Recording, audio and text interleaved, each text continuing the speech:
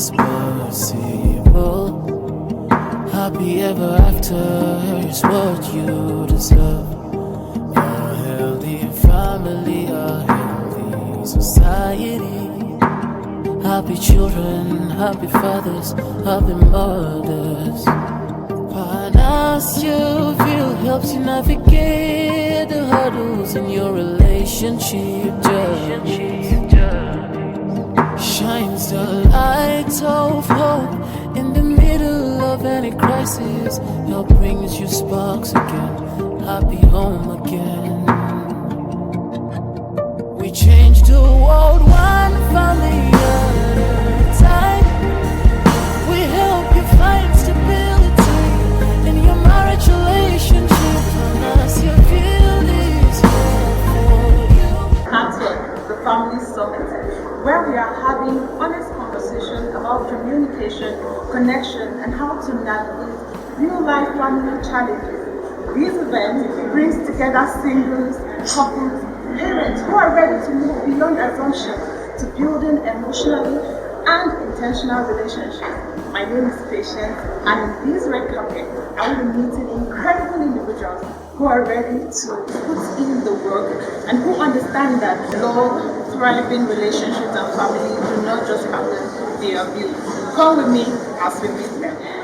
You've put this amazing work together, Heartwork, the Family Summit. What was the inspiration? You know, well, looking at the heart is the center of life. Is where blood pumps through life, right? And marriage is that to the society, to the world. Marriage is the center. If things are held well in the center, the world will be a better place. So that's the inspiration. Our tagline in Panacea is making the world a better place, one family at a time.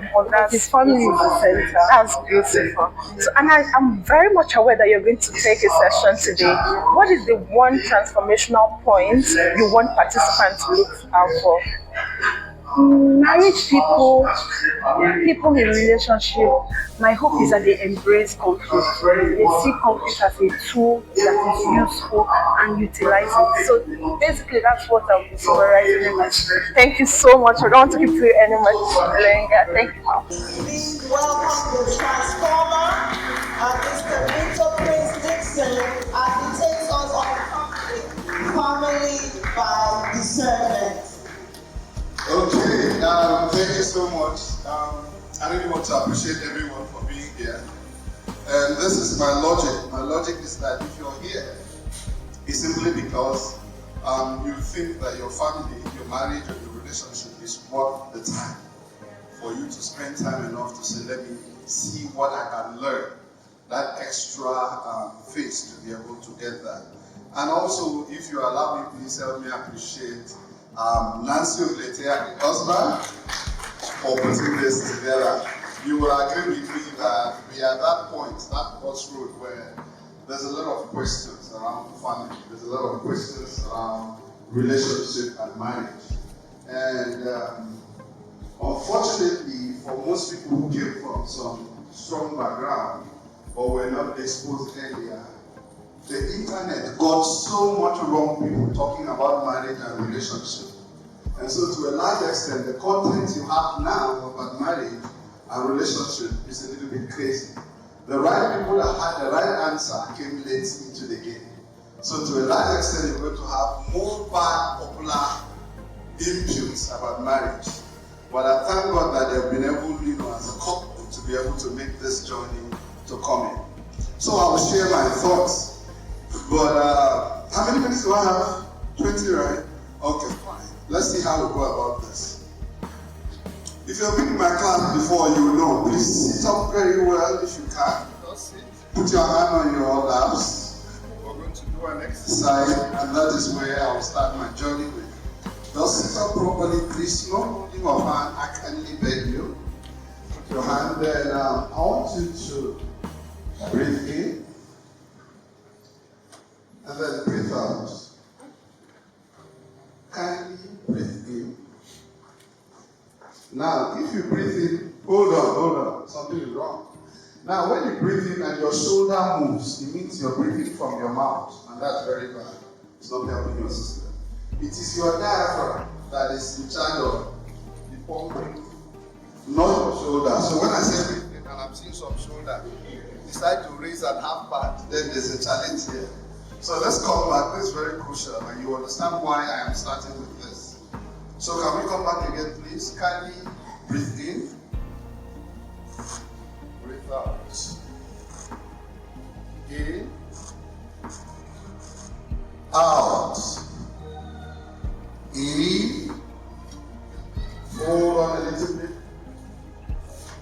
and then out. You can relax. But I want to ask you a question. Assuming this was your last breath on earth, are you ready? Just assuming that this breath you took was actually your last breath on earth. Will you really say you've lived well? Will you really say I have given my best? Will you really say I have poured out all I have? The key word here would be, will you really say truly I am ready to die because I live? One of the greatest challenges we face, sometimes we face, is that we don't live. We are not conscious and we are not very intentional about how we live. And because of that, we also do not know when we die and when to die. And the challenge that brings is that when it comes to marriage and relationship, especially and parenting too, what that means is that we are not so conscious of making the best of life. And so when death comes calling, it catches us unaware. It catches us unprepared. And with a little of what I do and the kind of work I do, I've had opportunities to be close to people who are close to death. And we'll discuss some few things. And so you get to see people become a different kind of person when they are close to that. Why? You ask. At that point, certain things become important. And then you ask yourself, why was it not important all along? Why did we take things for granted? Why did we take connections for granted? Why did we take, relationship for granted? Why did we take sacrifice for granted? Why did we take all those things that are required, all those circumstances that you need to make relationship for? Why did we take it for granted? Why is it only at the point that grows suddenly we are willing to refrain our thoughts, refrain our mind, and then we question things we have? And so I always start my class this way, to always remind everyone, death will come, nobody escapes it. The challenge is that you live before death comes. Because the tragedy is that if death comes, meeting you, already you are dead, but then death comes, that double tragedy. Now, I laid that foundation to say this. I'm going to lay a few foundations of the things I do, so that it will help you understand the kind of things I would say, without you taking offense to some of the things I would say. I believe, and this is the foundation of everything I do and where I got the name the Transformer from. There are two kinds of people on earth, whether you're male or whether you're female. And the logic is that those two kinds of people, one is a human asset, the other one is a human liability. The difference between two of them is that the human liability takes more than they give. If they come into a relationship with you, they take more from you than they give you. If you put a business in their head, they are going to take more from the business than they give the business. Part of the challenges of Nigeria is that we have more human liability than we have human assets. So they take more from the resources than they give back to the nation. Then you have the second set of people, they are called human assets. They make sure that they give more than they take. So if you enter into a relationship with them, they make sure that you improve your life even much more than you improve their life. You don't need to ask them, because it's a consciousness, it's a mindset that they must just give more than. If you enter into marriage with them, they make sure that they give more than they take from you. If you bring them into a place of work, if your revenue was 10 million, they will make sure you must be more than that. You don't need to. It's just a consciousness of who they are. So at the end of the day, you're dealing with human assets on one side, and then you're dealing with human liability on the other side. And everybody began life as a liability. Training, development, transformation is what changed people to become. Because that little child coming into the world, almost like a liability, was depending on you for food, depending on you everything. But the more you train, the more the person grows, the more the person improves. A time comes that the child that was dependent on you for food, now suddenly you are now even dependent on that child for support. That has been the trajectory of humanity. And so my work as a transformer and a human capital engineer is to help move them from the place of becoming human liability and then to the place of becoming human asset. Because of that, if I have to help the human being transit them from the place of liability to asset, it means I must learn every component in the midst of the human being. I must learn spirituality.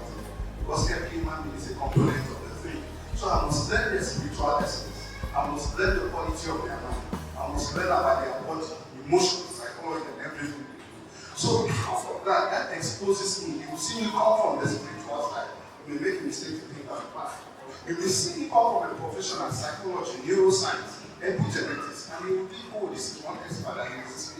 You also see me come from a very physical side. When I'm talking about emotions and connections, and then you'll be wondering, why am I standing? I'm laying this foundation for what I want to see. Because when you understand all this logic and this principle, then you appreciate what I'll say in the next 12, 15 minutes or thereabouts.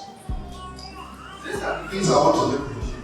For those who understand the circle and the process of knowledge, you will know that it's not possible that in this program today we will solve the problem of 40 years. Do you agree with me? The reason is because, first, have this clarity.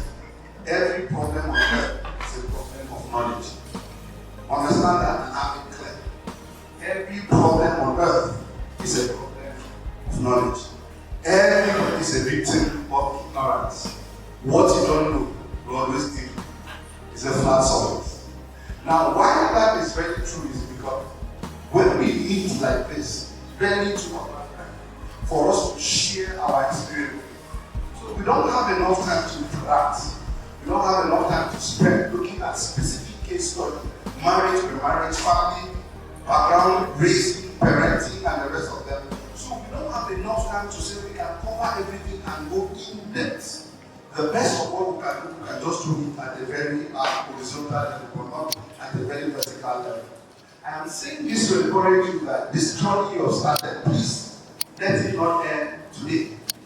Make sure that after today, when you learn a little bit to make you aware, move a little bit and deepen on that knowledge. Otherwise, certain things I will say may confuse you, but if you study a little bit more, you understand why. See, first, everybody will tell you when it comes to marriage, when it comes to family, when it comes to relationship, principle, wisdom, the principle. Right? Correct me if I'm wrong. Wisdom is everything. But unfortunately, most of us have not spent time to ask what exactly is wisdom. We use wisdom very vaguely. It's easy for us to talk about wisdom, but what exactly is wisdom? And so I'm here to gently open your eyes to something.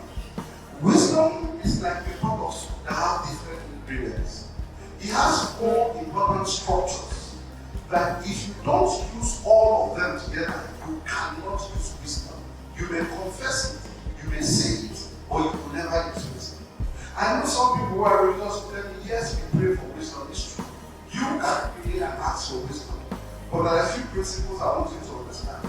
Because even in prayer, you cannot ask God to fight against you have to pray within the principle. Now, for you to understand the quality of what makes up wisdom, you need to understand that the first thing you need to know about wisdom, or the first component of wisdom, is called reverence. Reverence. There are 4 components that make up wisdom. The first one is reverence. And what does reverence do?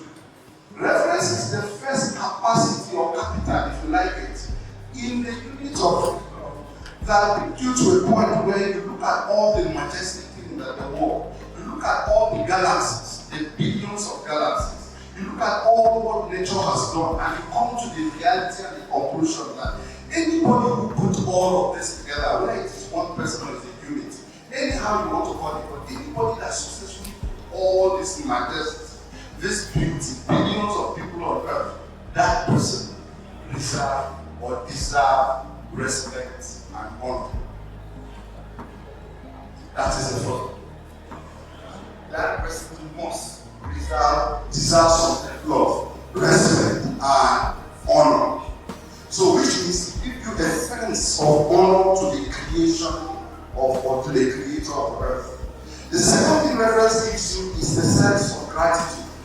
If you look at all the billions, energy, and everything that happens on earth, the question is, who are you as a very tiny human being for you to have the energy, the kind of energy you have, for you to have time, for you to be protected, for you to go through all the aspects of life, and here you are. So the next thing that gives you is gratitude. So the first thing reference to give you is, let's go. What? Am I hearing what? Honor. Respect, honor to the person. And that is why for Christians, when you read the Bible, the Bible will say, wisdom is the beginning. The fear of the Lord is the beginning of wisdom. That is what wisdom is like saying, this is the admission letter to the journey of wisdom. You have to come from that place of the person that can build this kind of thing is worthy of respect. It's like seeing an Elon Musk, and then you see the car, and then you say, look, for this guy doing this thing there, I salute you. It's like seeing the Facebook, and then what do you call Mark Zuckerberg? You see the Facebook guy, I salute you. And you see the person that has designed and architected the entire universe, the number of people, the galaxies, the part, the breath, the body system. Whether you like it or not, you must come to that point where you say, look, Twale, the person that did this deserves some level of honor. So honor and that reference is what gives you humility. And what does humility do? Humility is a first strand for learning. Nobody can learn without humility. That is why a proud person can never learn. You must come to the place of being humble. Then you are open up to learn. So that's the first one. The second strand of wisdom is what you now what I've been discussing called discernment. What does discernment do? Discernment is the capacity for you to be able to identify what is good and what is evil. Because you don't understand that in planet Earth, whether you are aware of it or not, the world began as war. And there will always be war on planet Earth. Good will consistently fight. Evil will consistently fight. So it's not a matter of you being bad or you being doing anything wrong. No. You already caused the act that the world is designed around warfare. And that is why ignorance does very well. Because we're going to stand in a place where you are very careful. You could coming for what can kill you. Are you understanding what I'm saying? So the next thing that the discernment gives you is that capacity to decide and differentiate what is evil and what is good. Now the problem with discernment is that discernment does not have facts.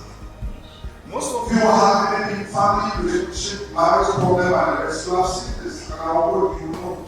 That maybe I want to brought a man to your parents at home. Sometimes your parents just look, they don't have facts, but they will tell you, you can't manage this. Sometimes you get out and repeat that thing, give me this, then I know it. There is no explanation, but 35 days after, you get to realize that there was a problem. Why? Because discerning don't work with facts. Discerning work with something within that cannot explain. But the core thing about discerning is the ability to separate good and evil. The third component of wisdom is what we call judgment. The capacity to evaluate what is good or bad, that thing to be to evaluate, to make meaning of. And then the fourth component of wisdom is what we call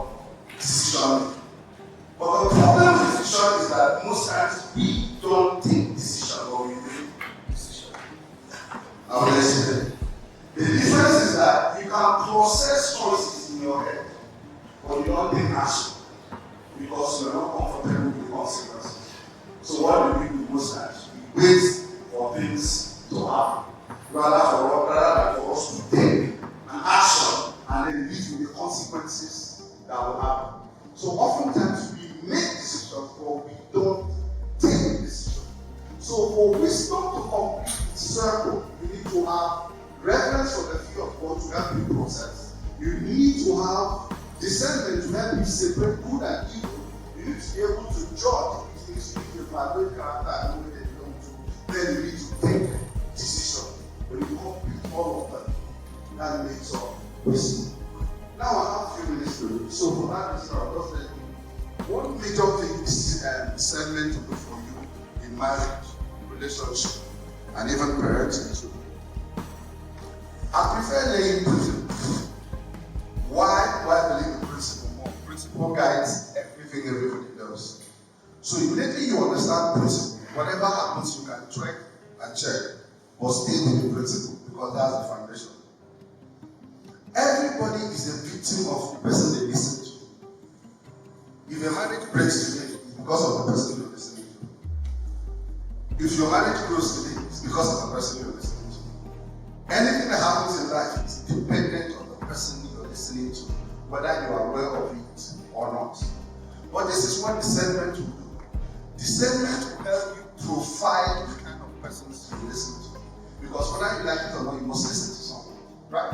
If it's not your pastor, if you're listening to somebody who writes a book, or one influential person that is popular. And unfortunately, in our age, we have mistaken leadership for influence. People who are popular now, we're giving them platforms. So even if they are crazy, but because they have platforms, we call them leaders. So even if they say irresponsible things, you can fall into the trap. Because the person has 2 million followers. You make a mistake of thinking having 2 million followers means some level of leadership. Forgetting the fact that you can have 2 million fools. And so one person can manage 2 million fools. Am I making sense? Now, if you understand that, it means that since the society has lost the capacity to judge and decide who has the voice to speak in matters like marriage, and parenting, it is your duty now to create a gate for yourself so that you select who you listen to. But you can't select who you listen to except also you know how to evaluate what makes a person qualified to speak on a thing or not to speak on a thing. You know what I've mentioned in the next 10 minutes.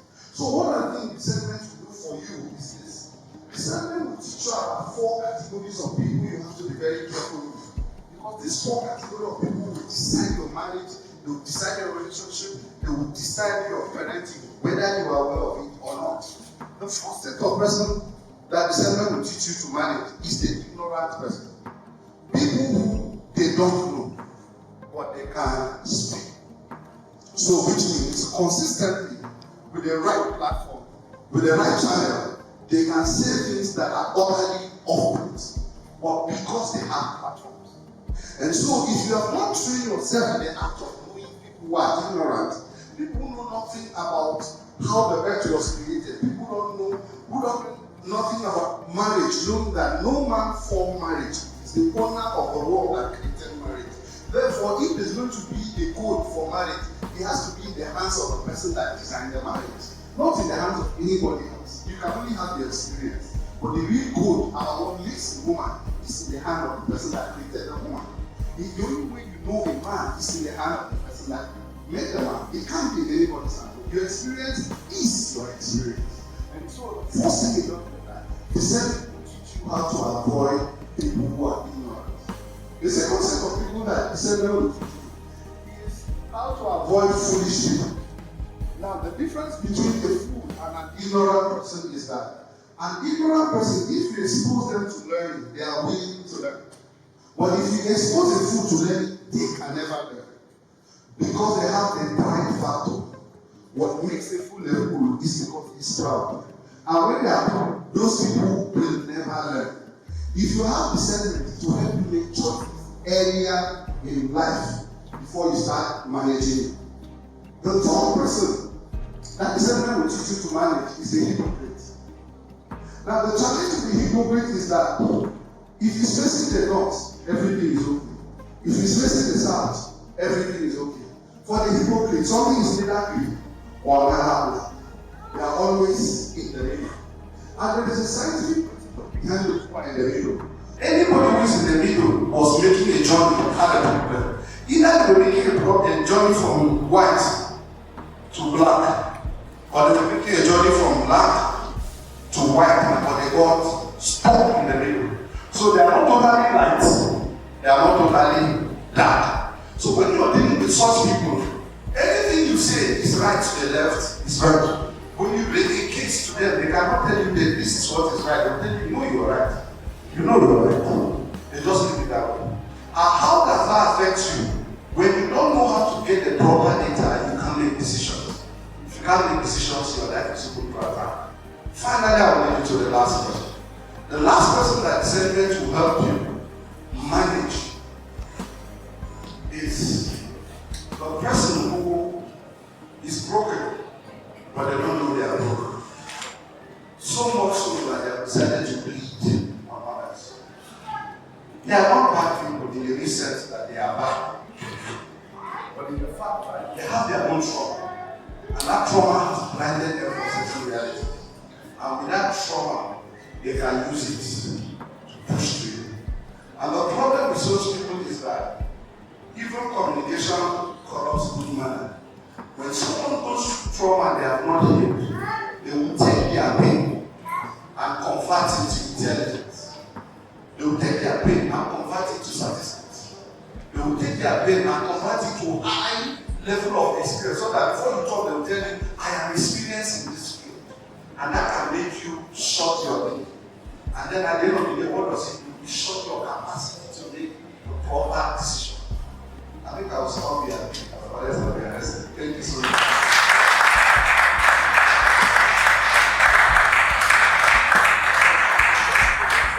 Please give him another round of applause. Thank you so much, Mr. Prince Dickson. That was very enlightening. What was the aha moment in there for you? What's the one thing he said that you want to take from all that he was saying? Please write it down, Major. If you are